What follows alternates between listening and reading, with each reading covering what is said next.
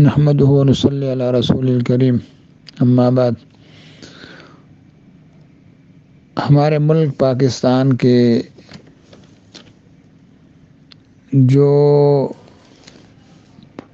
حالات ہیں اور دن بدن خرابی کی طرف، پریشانیوں کا نہ ختم ہونے والا سلسلہ، اور وہ بڑھتا ہی جا رہا ہے، تو یہ افسوسناک صورتحال جو بنی ہے وہ اس لیے کہ قرآن کی ایک آیت ہے جس پر عمل صریح خلاف ورزی ہوئی ہے۔ اس کی کوئی ادارہ، ایک ادارہ ایسا نہیں ہے اس ملک میں جہاں امانت دار کے حوالے ہو۔ اللہ تعالیٰ نے فرمایا ہے، اس نے ہمیں آرڈر دیا، ان اللہ یأمرکم ان تؤدوا الامانات الی اہلہا وَإِذَا حَكَمْتُمْ بَيْنَ النَّاسِ أَن تَحْكُمُوا بِالْعَدْلِ إِنَّ اللَّهَ نِعِمَّ مَا يَعِظُكُم بِهِ إِنَّ اللَّهَ كَانَ سَمِيعًا بَصِيرًا۔ یہ وہ واحد آیت ہے جس پر عمل نہ کرنے کی وجہ سے پورا نظام وہ صحیح نہیں چلایا گیا، اور اس کے نتائج ہمارے سامنے ہیں۔ اللہ تعالیٰ تم کو حکم کرتا ہے کہ تم امانت کے جو اہل ہیں، امانت دار کے حوالے کرو، اور جب تم فیصلے کرو لوگوں کے درمیان تو پھر انصاف کے ساتھ فیصلے کرو۔ بس اس آیت پہ عمل نہیں ہوا تو یہ حالات ظاہر ہے، پھر وہ نظام پورا وہ بگڑ گیا۔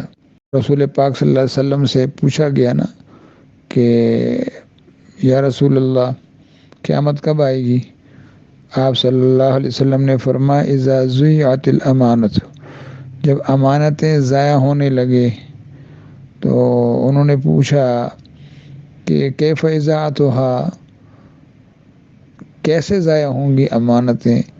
تو آپ نے ارشاد فرمایا اذا وسد الامر الی غیر اہلہ، ذمہ داریاں جب ایسے لوگوں کو دی جانے لگیں گی جو نااہل ہوں گے، یعنی خائن ہوں گے، بے ایمان ہوں گے، تو جب خیانت اور ناانصافی ہوگی تو پھر بس سمجھو کہ امانتیں ضائع ہو گئی، اور جب امانتیں ضائع ہو گئی تو قیامت آئی کہ آئی۔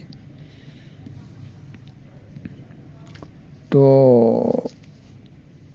کوئی بھی اس نظام کو ٹھیک نہیں کر سکتا جب تک کہ امانت کو تمام شعبوں میں امانت دار لوگوں کو نہ بٹھایا جائے۔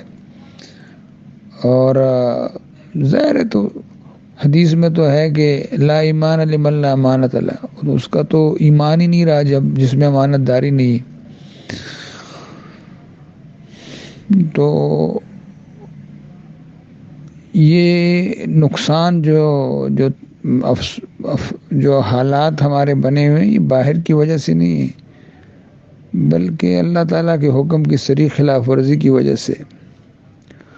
آپ کہیں بھی چلے جائیں کسی بھی ادارے میں تو کوئی آپ کو اہل بندہ نہیں ملے گا، اور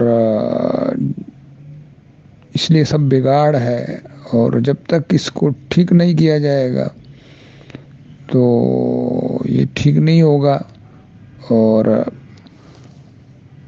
اس میں سب شریک ہیں، اس میں مزدور اور تاجر اور سیاستدان اور شہری اور دیہاتی، اس لیے کہ ہر بندے نے خیانت سے کام لیا ہے۔ اور جب تاجر خیانت کرتے ہیں تو پھر حدیث میں آتا ہے کہ ایک تو ان پر پھر اللہ پاک قحط بیچتے ہیں مہنگائی کی شکل میں، اور چیزیں ختم ہو جائیں گی، مختلف شکلوں میں بھوک اور فقر، غربت، اور دوسرا اللہ تعالیٰ مشقت میں ڈالیں گے۔ جب معاملات اور لین دین میں خیانت ہوگی تو پھر مشقت آئے گی. اور حدیث کی روح سے تیسری یہ کہ ظالم حکمران، یہ تینوں سزائیں خیانت پر جو ہے وہ مرتب ہوں گی. اور جب فیصلے انصاف کے ساتھ نہیں ہوں گے اور اللہ کی کتاب کے مطابق نہیں ہوں گے، شریعت کے مطابق یعنی انصاف کے ساتھ نہیں ہوں گے، تو پھر دشمن جو ہے وہ آپ کے علاقوں پہ قبضہ کرے گا، آپ کے مال پہ قبضہ کرے گا. تو عوام کی خیانتیں جمع ہوتی ہیں تو پھر اوپر ان پر مسلط بھی خائن اور بے ایمان ہوتے ہیں، اور پھر ان کی بے ایمانی سے پورا نظام تباہ ہو جاتا ہے. تو اللہ تعالیٰ سے دعا ہی کر سکتے ہیں اللہ پاک خود ہی کوئی معجزہ فرما دے. ہم سب نے انتخاب جو ہے وہ اس کو نہیں دیکھا کہ امانت دار کون ہے اور دیانتدار کون ہے. ہر جگہ، ہر طبقے میں، ہر ادارے میں. تو اب اس کو سب بھگت رہے ہیں.